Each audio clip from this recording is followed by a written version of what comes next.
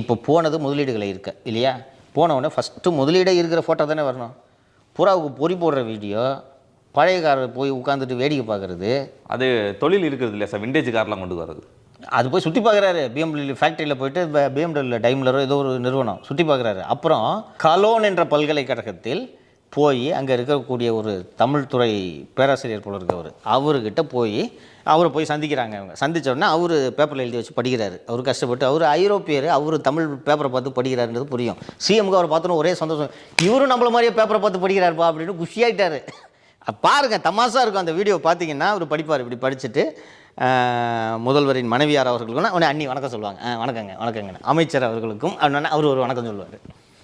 அது என்னட்டு அது முடிஞ்ச பிறகு பார்த்தா ஒருத்தர் அண்ணாமலை அவர்கள் பதிவு செய்திருக்கிறார், இந்த கலோன் தமிழ் துறை மூடப்பட்டே 2 வருஷம் ஆகுதான். மூடின டிபார்ட்மெண்ட்டில் நீ எந்த ப்ரொஃபஸர்கிட்ட போய் பேசிக்கிட்டு இருந்த? என்னென்னா